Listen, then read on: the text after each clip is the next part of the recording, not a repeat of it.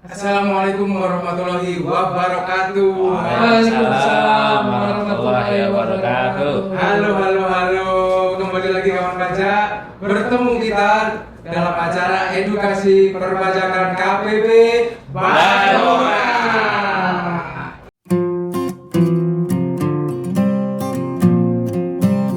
Ya, kali ini bersama saya Evan Gerasta, ditemani dengan narasumber yang luar biasa. Biasa di luar. Bapak Arif Budi Nugroho. Salam jumpa kembali kawan pajak. Dan Mas Bambang Jatmiko. Assalamualaikum. Mas Bang. Nah, ini sudah akhir tahun nih kawan pajak, ya kan? Sudah memadankan NIK dengan NPWP belum nih kawan pajak semua? Jadi kebetulan hari ini kami mau membahas terkait pemadanan NIK dan NPWP. Iya. Namun spesial nih Iya. untuk Pakai telur. Pakai telur, Pak. Iya. Satu apa dua nih, Pak? Karetnya, Mas. Iya. Jadi NIK dan NPWP dalam sistem ILAP nih, Pak. Oke. Kan pasti ada dampaknya, Pak ya. Maksudnya untuk pemadanan NIK dan NPWP ini tidak hanya terkait dengan wajib pajaknya sendiri nih, Pak, Ya. tapi ada instansi, lembaga, asosiasi dan pihak-pihak lainnya yang menjadi terdampak nih, Ya. baik dalam sistemnya maupun dalam database-nya gitu, kira seperti itu, Pak Arif. Iya. Nah, Betul. sebelumnya ini kita dengarkan dulu ya pembukaan dari Pak Arif dan latar belakang penyesuaian sistem terdampaknya ini Iya. seperti apa nih Pak Arif? Baik, terima kasih Mas Elvan ya. Salam berjumpa kembali kawan pajak. Semoga kita dalam keadaan sehat. Baik, seperti tadi kawan pajak yang disampaikan oleh Mas Elvan, kali ini kita masih melanjutkan ya edukasi perpajakan serial pemadanan NIK dan NPWP. Tapi hari ini khusus kita bahas dilihat dari sisi ILAP tadi. Apa singkatan dari ILAP?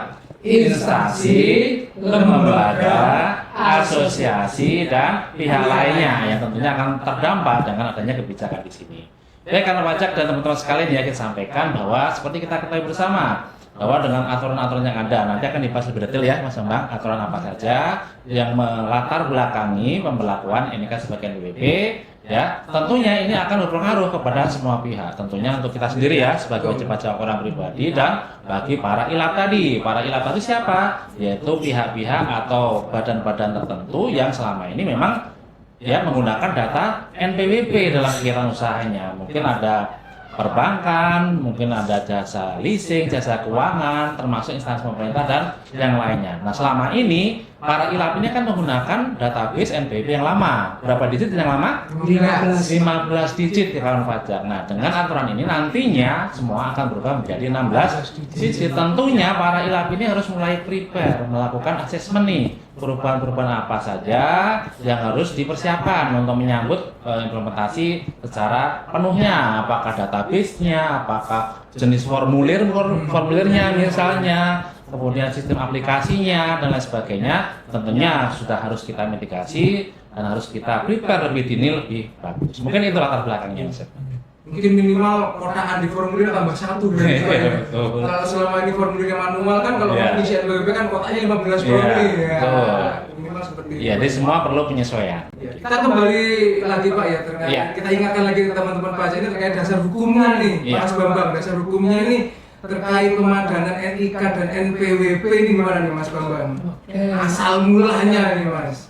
Jadi ini Mas Alvan, untuk dasar hukumnya ini ya, yang pertama adalah dengan terbitnya Undang-Undang Nomor 7 Tahun 2021 itu tentang harmonisasi peraturan perpajakan atau ya terkenalnya Undang-Undang HPP. Kemudian dari undang-undang tersebut diturunkan lagi ke peraturan Menteri Keuangan nih Mas Alvan. 112 ya. Ya 112 tahun 2022 ya. Tentang nomor NPWP orang pribadi, badan dan instansi pemerintah. Sedangkan untuk penyesuaian sistem terdampak ini didasarkan pada peraturan presiden, Mas Arfan. Wih. Perpres nomor 83 tahun 2021 tentang pencantuman dan pemanfaatan NIK dan atau NPWP dalam pelayanan publik nih. Seperti itu. Jadi memang ini sifatnya mandatori ya. Sesuai dengan Iya. perintah gitu Pak ya. Iya. Jadi mungkin kalau boleh cerita nih, kawan pajak teman-teman sekalian ya, sebenarnya aturan tentang satu data Indonesia itu sebenarnya sudah jauh-jauh hari diterbitkan oleh pemerintah. Pertama dengan diterbitkannya peraturan presiden ya nomor 23 tadi itu Pak. sebelumnya ada lagi Mas Elvan. Wah, ini saya harus 82 Pak. kenapa? Perpres 39 tahun 2019 ini jauh sebelum undang-undang HPP disahkan. Jadi dalam Perpres 39 2019 tadi menyatakan bahwa dengan segala pertimbangan dan seterusnya maka pemerintah ya berinisiasi sebenarnya atau membuat suatu regulasi bagaimana atas data-data terkait entitas warga negara, badan usaha dan sebagainya menggunakan satu data tunggal atau kita kenal dengan istilah apa? Single identity number. Nah, dari kemudian dilanjutkan tadi seperti disampaikan oleh Mas Bambang, kemudian dilanjutkan dengan terbit Perpres nomor 83 tahun 2021. Satu data tunggal tadi berbentuk apa? Nah, tadi khusus untuk orang pribadi tadi yang merupakan penduduk adalah menggunakan NIK. Tetapi karena kita kaitkan nih cerita sedikit nggak apa-apa ya teman-teman ya kalau ada karena NIK menggunakan 16 digit maka padahal NPWP ini digunakan untuk semua wajib pajak baik orang pribadi dan badan. Akhirnya yang lain pun juga harus kita sesuaikan. Semua harus menggunakan digit yang sama yaitu 16 digit. Jadi sebenarnya aturan di HPP tadi di pasal 2 Undang-Undang HPP tadi Mas Bambang ya, bahwa penggunaan NPWP untuk orang pribadi merupakan penduduk menggunakan NIK itu sebenarnya bukan yang pertama. Kita sebenarnya mengadopsi atau menyesuaikan dengan aturan-aturan yang ada sebelum. Mungkin itu tambahannya. Jadi kemudian mendukung program pemerintah itu tadi ya Pak ya, mengenai single identity number itu. Ya, salah satu dasar. Itu Ya. sehingga akhirnya identitas perpajakan pun yang berupa NPWP ini kita sesuaikan 16 digit gitu ya Pak ya. Untuk penduduk menggunakan NIK.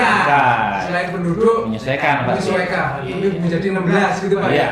Nah, tadi kan sudah disinggung sedikit nih sama oleh Pak Arif ya terkait 16 digit yang berubah ini gimana nih Mas Bambang, boleh didetailkan lagi nih Mas yang berubah dari NPWP ini apa aja nih Mas? Nah, jadi untuk NPWP ini ya khusus untuk yang seperti Pak Arif tadi bilang untuk penduduk nih yang memiliki NIK itu nanti NPWP-nya akan berubah menjadi memakai NIK. Ya. Jadi kayak kita nih kan kita juga penduduk nih Mas Irfan. Nanti NPWP kita akan berubah menjadi sesuai dengan NIK yang ada di KTP nih ya. Ya itu. Kemudian Kalau untuk pendidik Mas. pendidik ya. Kalau untuk ini ternyata kan di Indonesia tuh nggak cuma warga negara Indonesia penduduk ya. WNA. Untuk WNA itu tidak Yang bukan penduduk ya. bukan penduduk. Ya. Dia izinnya kita saja nih. Dengan kita yang tidak memiliki NIK, maka nanti NPWP-nya akan disesuaikan menjadi 16 digit, yaitu dengan menambahkan angka 0 di depan. Oke.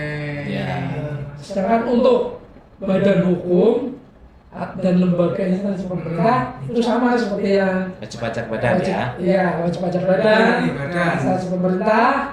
Ini sama kayak yang WNA tidak memiliki NIK itu dikasih angka 0 di depan itu. Kenapa nol Mas Bambang? Ya mungkin itu biar mudah saja ya kan, karena data biasanya sifatnya binar ini Mas ya, 0 atau 1. Iya. Ini juga kalau dengar-dengar kan terkait NPWP cabang nanti nggak ada lagi nih Mas Bambang, betul ya? Iya, Mas betul. Bambang? Gimana? Boleh diceritakan tipis-tipis nih? Jadi untuk NPWP cabang nanti ke depannya nih Mas Irfan ya, itu akan tidak ada, akan dihapus. Ya, jadi nggak ada lagi nih NPWP yang belakangnya 001 ataupun 999 itu nggak ada lagi nih. ke Iya, depannya. ya betul. Nanti kalau tambahin itu kan nanti 15 juta 15 digit. Iya. Tapi untuk cabang ini ada perlakuan khusus, jadi nanti namanya bulan NPWP cabang. Tetapi nomor induk tempat kegiatan usaha atau disebut dengan NITKU singkatannya. Jadi nanti selain 16 digit yang tadi, untuk khusus NITKU ini nih yang tadinya cabang nih, nanti akan ditambahkan 6 digit tambahan nih. Oh, 6 juta tambah. Untuk Iya, cabang tadi dengan ya? cabang ya. Jadi nanti untuk yang NITKU itu cabang itu akan ada 22 digit. 22 digit. Ya. 16 digit NPWP. 16 digit NPWP ditambah 6 digit cabang. Yang dimana nitku tadi Itu ya. Di mana nanti untuk yang 6 digit ini akan digeneralisir oleh sistem nomornya ketika dia akan melakukan penambahan, dan untuk penambahannya ini pun bukan dengan mendaftarkan tetapi dengan perubahan data. Perubahan data. Jadi nanti by sistem kita atau permohonan nih Mas nanti ke depannya. Jadi ketika mengajukan mengajukan permohonan nanti oleh sistem akan di-generate nomor data sesuai pendaftaran pengembalian itu. Iya. Jadi dampaknya kan terhadap wajib pajak lama tadi kan dari 16 digit. 16 Ya, digit, semua sama pakai 16. Untuk penyelenggara sistem layanan atau si ilapnya sendiri ini sebenarnya dampak yang terbesarnya gimana nih Mas Bambang Pak Arif ini? Ya, tadi mungkin seperti di awal ya sudah kita singgung ya bahwa semua database para ilap ini harus menyesuaikan ya, sebelumnya menggunakan 15 digit, sekarang harus menggunakan 16 digit tadi terkait aplikasinya. Mungkin ada aplikasi payroll misalnya, ya kan? Dengan identitas NPWP harus sesuaikan. Demikian juga untuk formulir tadi, misalnya kita bicara untuk dunia perbankan, ada nasabah baru diwajibkan ngisi NPWP. Nah sekarang kotaknya tadi ya harus ditambahkan, disesuaikan menjadi 16 digit, dan tentunya juga mungkin penyesuaian lainnya juga harus kita sesuaikan. Jadi berlaku baik untuk dari perusahaan atau ilap tadi ke karyawan, ke nasabah atau ke lawan transaksi barangkali ya yang menggunakan identitas NPWP, tentunya harus dilakukan penyesuaian. Untuk langkah-langkahnya gimana nih Mas Bambang? Kira-kira step by stepnya. Yang pertama nih kan bingung nih, 16 digit si ilap ini saya harus ngapain dulu nih kan agak keder juga nih kira-kira Mas. Yang pertama kali harus gimana nih? Jadi untuk yang pertama kali itu si ilapnya ini melakukan asesmen atas dampak NPWP 16 digit atau NITku yang itu secara menyeluruh. Jadi misalkan ketika dia di database-nya itu baru ini yang NPWP lama jadi ya harus melakukan penilaian nih nanti yang terdampak atas penambahan digit ini NPWP ini itu yang terdampak apa aja pada sistemnya mereka ya. Kemudian yang berikutnya adalah melakukan sistem menyesuaikan sistem dan database yang mencantumkan NPWP. Jadi ketika nanti mungkin kalau bahasa teknisnya ini di query database-nya itu ya nanti ya itu ditambahkan kolom baru kayak gitu untuk NPWP 16 digit ataupun NITku yang 22 digit ini ya. Oh, dua-duanya berarti ya Mas ya? Ya, dua-duanya. Ya. Terus Ada tambahan Pak? Mungkin tambahan ya bahwa mungkin karena pajak juga perlu kita sampaikan di sini bahwa yang dimaksud dengan tambah 6 digit ya itu sebenarnya dia adalah bukan bagian dari NPWP. Jadi NITku yang 6 digit tadi adalah merupakan semacam tambahan identitas, tambahan informasi yang dimiliki oleh wajib pajak. Jadi kalau kita bicara NPWP semuanya tetap menggunakan 16 digit. Jadi NITku yang 6 digit hanya sebagai tambahan identitas wajib pajak. Jadi NPWP pusat tambah nomor Iya. tambahan itu ya Pak ya yang Nomor 6 digit ya. identifikasi tempat kegiatan usaha. nah, nextnya ini boleh agak dikit Pak ya. Iya. Kalau misalkan ternyata NIK-nya belum tervalidasi ataupun belum dipadankan secara dengan 16 digit ini apa nih Pak dampaknya kepada wajib pajak maupun dampaknya kepada ilap tadi nih? Iya. Mungkin sebelum menjawab pertanyaan Mas Elvan, mungkin saya boleh cerita ya Mas Elvan kan pajak, kenapa sih kok NIK dipilih ya menjadi satu data tunggal tadi?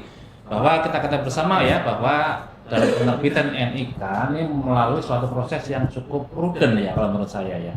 Bahkan dia merupakan atau memerlukan validasi biometrik. Apa itu biometrik?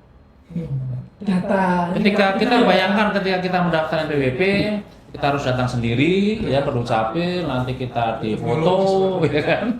Dan seterusnya ininya sudah cukup prudent nih dalam penerbitan Sidik NPWP. jari dan lain-lain. Sidik jari dan lain sebagainya. Dan sifatnya NIK itu adalah unik atau khas. Pernah ketemu nggak NIK 1 dipakai lebih dari satu orang?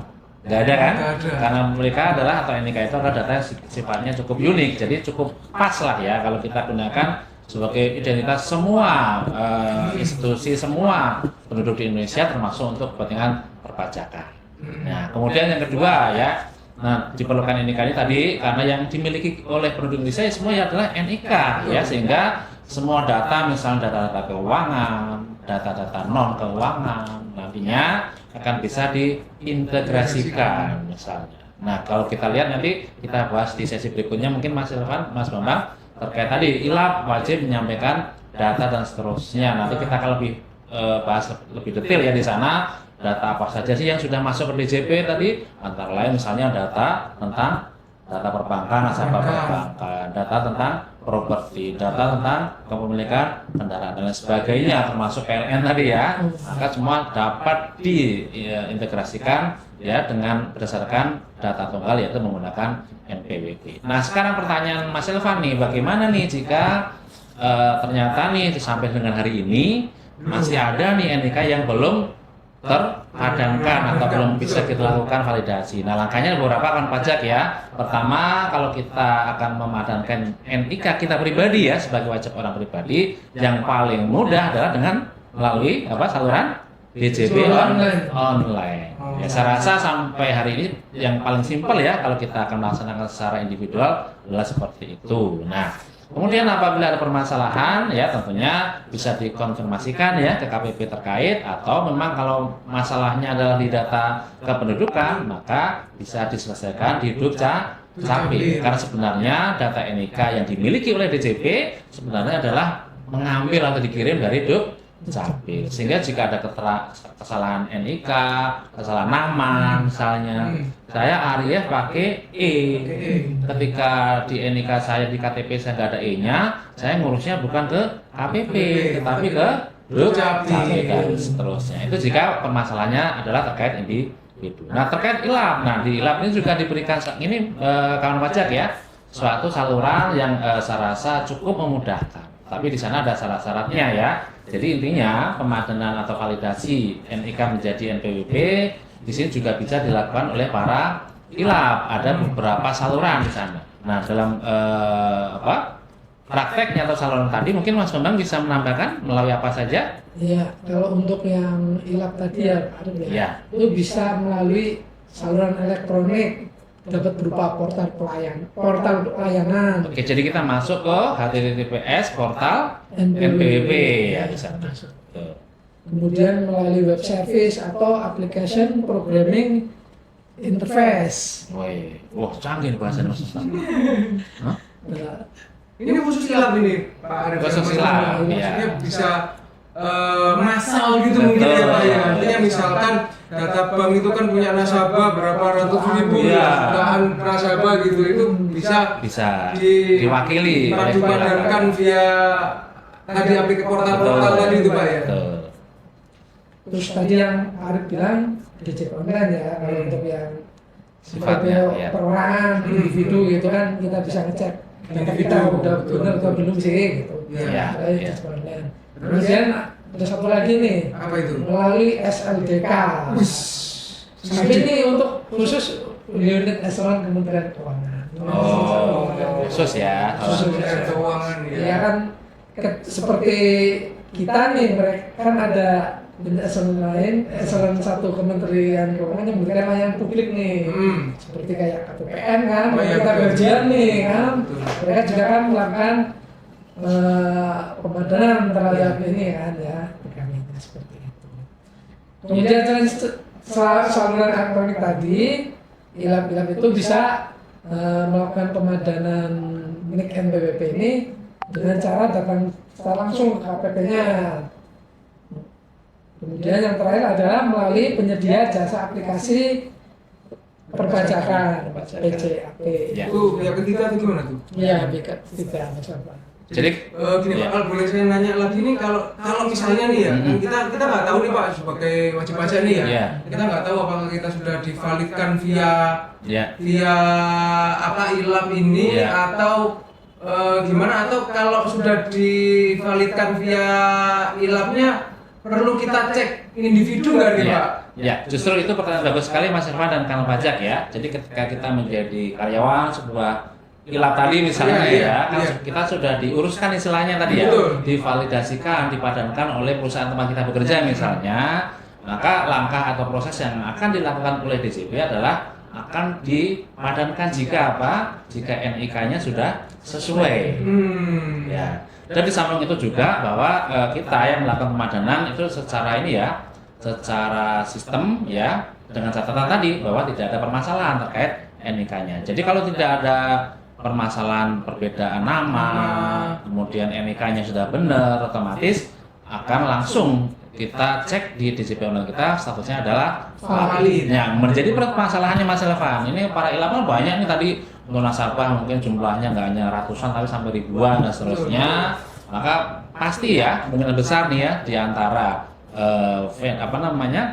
orang pribadi yang kita padankan NIK tadi ada permasalahan. Nah, bagaimana solusinya? Nah, jika ada permasalahan untuk masing-masing individu atau perorangan tadi, maka penyelesaiannya adalah ditangani oleh masing-masing orang pribadi tadi. Jadi bukan lagi ilap yang ngurusin, ini ada yang salah, dan seterusnya. Karena masing-masing orang pribadi tentunya juga terdaftar di alamat yang berbeda, di dukcapil yang berbeda juga sesuai dengan alamat masing-masing. Artinya memang teman-teman ilap ini diberikan ruang untuk bisa massal, tetapi ketika terjadi permasalahan, silakan nanti orang pribadi masing-masing untuk memvalidasi via DJP online atau datang ke Dukcapil. Dukcapil itu sama masalahnya ya. Kalau ada masalah di Dukcapil ke Dukcapil atau bisa juga ke KPP, dibantu nggak bakal ke KPP? Nah, sebatas ini yang bisa dibantu oleh KPP ya. Kalau datanya terkait data internal DJP tentunya kita bisa bantu. Tapi kalau permasalahan terkait Dukcapil tentunya ya harus di Dukcapil penyelesaiannya. Nah,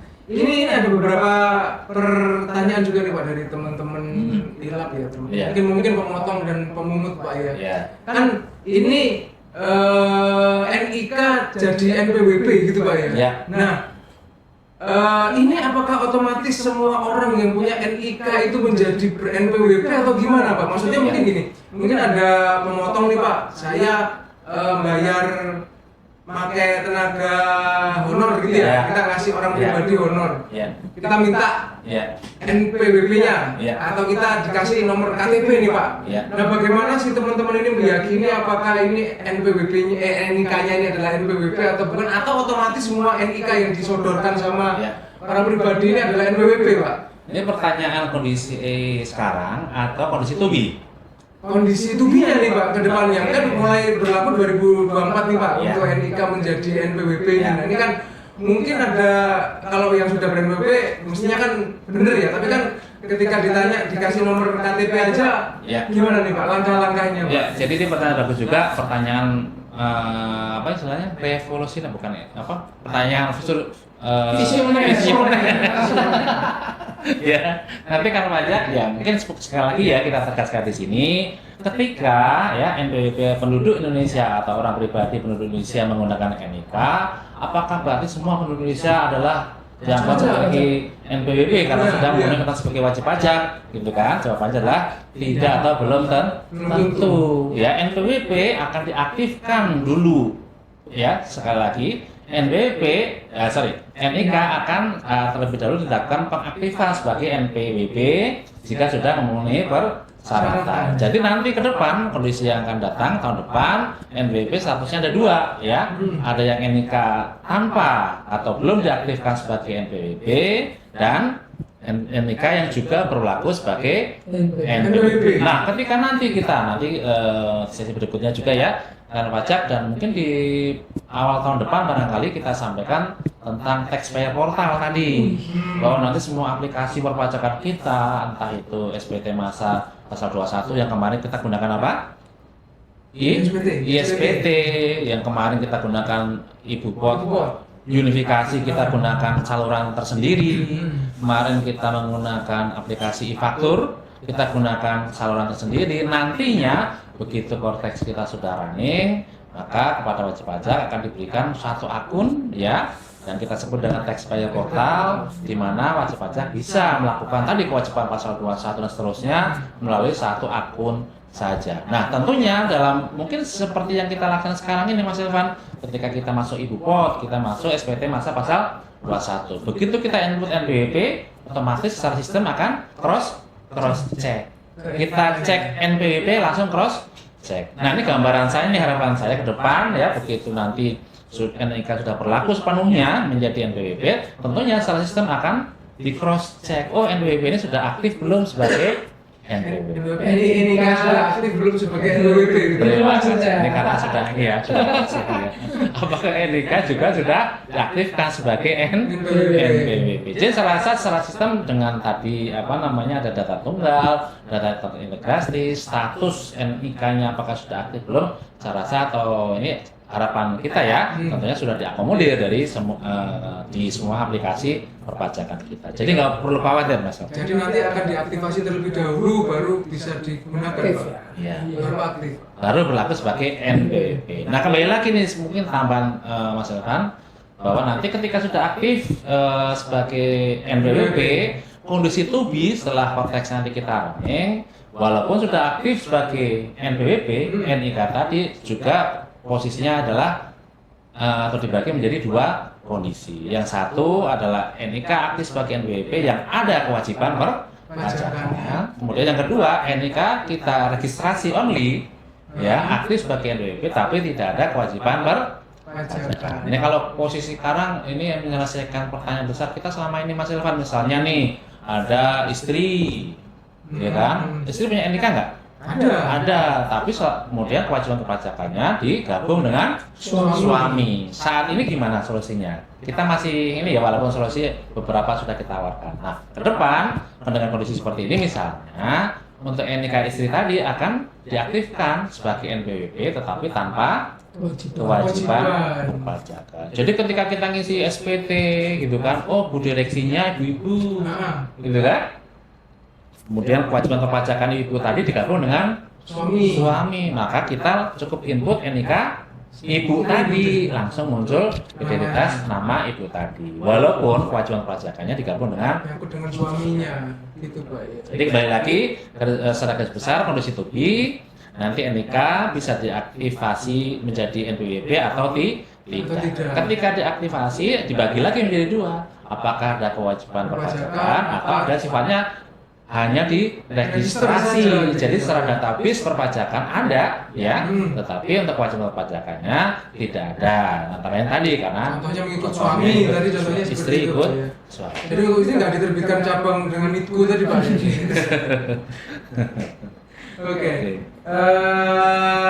Oke Pak, terkait apa tadi NIK sebagai NPWP tadi sih mungkin sudah ada gambaran nih buat teman-teman pemotong, jadi nggak perlu khawatir. Harusnya nanti bisa dicek di taxpayer portal ya Pak ya. Nah, apakah nanti untuk OP-nya harus untuk aktivasinya nanti harus ke KPP terdaftar domisili di KTP-nya atau gimana nih Pak Arif? Mungkin sedikit cerita juga ya kawan pajak teman-teman sekalian. Tadi sekaligus menyambung pertanyaan Mas Irfan, tadi saya rasa ada yang belum terjawab satu tuh. Ketika nanti NIK belum teraktivasi sebagai NIK, belum tervalidasi menjadi NIK, apa konsekuensinya gitu ya? Ya, saya lupa menanyain lagi. Kan kalau selama ini kan gini Pak ya, kalau ketentuan yang kita selama ini kan kalau misalkan wajib pajak ini tidak memiliki NPWP, maka dikenakan tarif pajak lebih tinggi gitu misalnya Pak. Apakah seperti itu Pak? Karena misalkan NIK-nya kan belum diaktifkan sebagai NPWP nih, gitu. Apakah menjadi seperti itu atau gimana Pak? Memang dari beberapa kegiatan yang kita ikuti kemarin kita mendapatkan informasi ya bahwa ketika seharusnya dilakukan validasi ternyata kok NIK-nya kelupaan nih sampai batas waktu belum kita padankan menjadi maka konsekuensi bagi ILAP adalah si ILAP tadi tidak bisa menerbitkan bukti potong. Sama sekali nggak bisa berarti Pak? Tidak bisa. Jadi nggak bisa kasih bukti potong. Jadi kalau karyawan ya kita nggak bisa terbitkan 1721A1.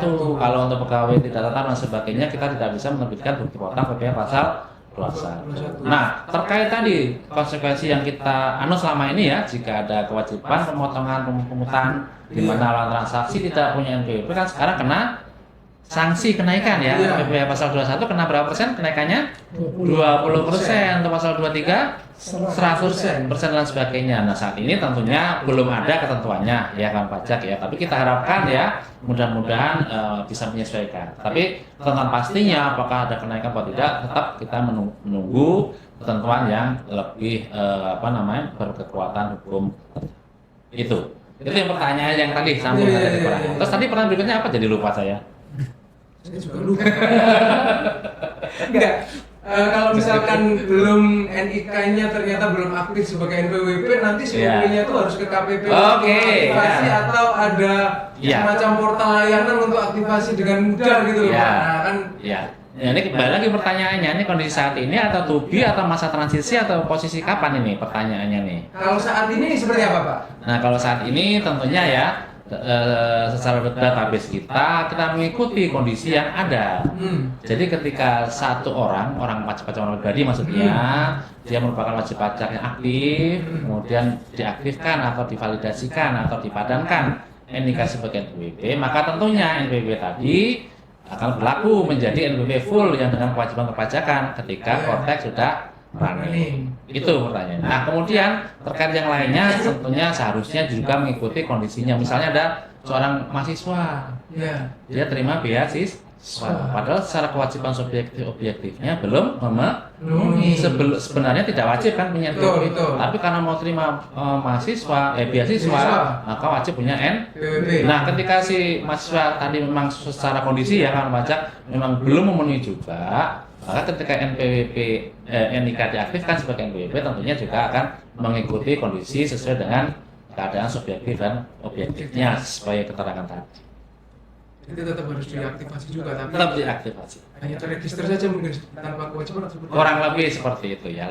Saya tetap melihat kondisi. Kalau kondisi sekarang misalkan udah daftar itu langsung pakai NIK atau dikasih 15 digit, Pak? Nah, kalau sekarang kondisi saat ini hari ini nih, ketika ada orang mau daftar aku bikin NPWP aku dikasih 15 digit atau saat ini karena masih masa transisi nanti kita akan berikan dua identitas. Satu NPWP lama dengan format 15 digit, sekaligus NIK-nya kita validasi, kita aktifkan sebagai NPWP. Nah, ini kan sekarang udah tanggal berapa nih, Mas Bambang? Tanggal 2 ya. Oh, hari Ibu ya? Oh iya, Ibu. Selamat hari Ibu ya. Oh iya, makanya yang tampil bapak-bapak nih, Pak. Iya, lagi merayakan hari Ibu. Ini ditekel sama bapak-bapak nih. STM ya sekarang. Makanya saya pakai kerudung ini, Mas. Iya. Ya kayak kode gitu kan. Sudah tanggal 22, Pak. Kalau amanatnya PMK 112, ya kan seharusnya kan per 1 Januari 2024 ini benar-benar udah di-cut NIK sebagai NPWP atau yang non penduduk atau yang badan langsung ditambahin 0 di depannya nih, Pak. Iya. Ini benar nih, Pak. Maksudnya tinggal seminggu lagi nih, Pak. Iya. Nah, ini juga saya rasa informasi yang penting ya kan pajak terkait masa berlakunya sesuai PMK 112 tadi yang seharusnya kan per 1 Januari 2024. Tetapi dengan melihat kondisi terutama tadi khususnya bagi Bapak Ibu yang merupakan ilap tadi ya, perlu penyesuaian segala macam dan seterusnya, maka secara keseluruhan penggunaan NIK sebagai NPWP ini akan disesuaikan yang menjadi 1 Juli tahun 2024. Oh, jadi mundur nih, Pak ceritanya. Secara keseluruhan pemberlakuan NIK sebagai NPWP untuk semua layanan perpajakan diundur sampai 1 Juli 2024. Nah, terus bagaimana dengan NIK sekarang yang kita sudah padankan? Maka tetap bisa digunakan untuk layanan perpajakan, tapi sifatnya masih terbatas. Ya, jadi jangan khawatir nih, saya rasa lebih cepat, lebih bagus sesuai dengan semboyan kita ikan cepat, ikan gabus, Pak. Iya, jadi semakin cepat kita padankan, saya rasa sudah clear lah kita, tidak usah menunda terkait kesempatan perpanjangan ini yang diberikan kepada kita. Ketentuannya boleh disampaikan, Mas Bambang? Iya, jadi perubahan. Karena takutnya kan nanti WP nanya, bener nih diundur sampai Juni nih gitu. Juli ya. 1 Juli ya. Jadi memang ada perubahan ya, misalkan di PMK-nya dengan terbitnya PMK nomor 136 tahun 2023. Tanggal berapa nih Mas Bambang? Nah, untuk tanggalnya Bulan-bulan Desember ini ya? Iya. Cuman Ya, ya, sebulan kemarin ya. Sebulan kemarin. Masih hangat berarti Pak ya? Memang masih mundur sampai Juli. Ya, jadi untuk dasar hukumnya itu tadi ya PMK nomor 136 tahun 2023. Oke, jadi saya rasa cukup nih Pak Arif, atau masih ada yang mau disampaikan lagi Pak terkait pemadangan NIK ini Pak? Ya, mungkin kita sampaikan ini aja ya garis besarnya ya, Mas Ilvan karena pajak, bahwa sesuai tadi sampaikan oleh Mas Bambang ya, atau Mas Bams kita sebut biasa kita panggil, yang nggak kuat dengan AC ya. Maka ini alhamdulillah kita masih diberikan waktu nih kawan pajak ya. Kita masih diberikan waktu sampai dengan akhir Juni 2024 untuk terus bisa melakukan pemadanan NIK dan menjadi NPWP, khususnya bagi teman-teman yang memang bekerja atau sebagai ilat tadi ya, yang karyawannya, yang nasabahnya ribuan dan sebagainya, untuk segera menyelesaikan proses pemadanan NIK sebagai NPWP, dan diharapkan nanti ya ketika sudah launching, sudah diberlakukan secara menyeluruh, maka kita tentunya tidak akan mengalami kesulitan karena nanti NIK ini ya akan digunakan di seluruh layanan publik ya. Jadi begitu kita sudah padankan secara perpajakan, selain perpajakan kita oke aman di layanan publik, juga kita akan diberikan sesuai dengan ketentuan yang seharusnya. Jadi mari kita manfaatkan waktu yang ada.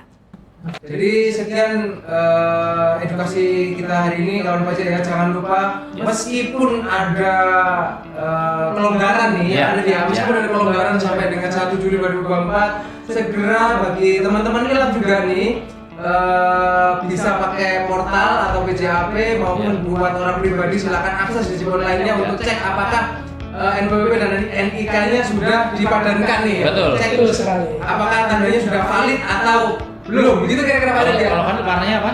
Hijau. Hijau, seperti kita. Itu ya kawan pajak ya, jangan ditunda-tunda untuk segera melakukan validasi NIK dan NPWP atau cek. Dan ini mau dicek NPWP online ya Pak? Betul, apakah sudah valid atau belum? Karena nanti kedepannya akan dipakai adalah itu nih. Full NIK.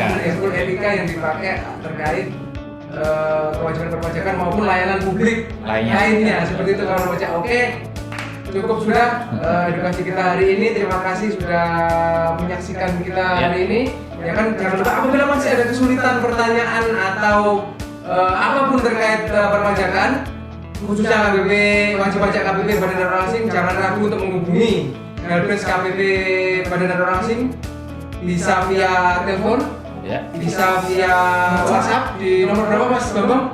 0811 08 111 3305 kosongnya dua kali apa kosongnya? dua kali.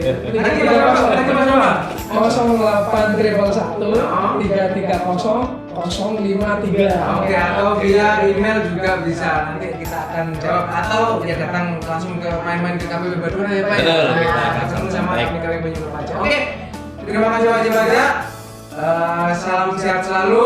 Sampai jumpa di lain kesempatan. Sampai jumpa.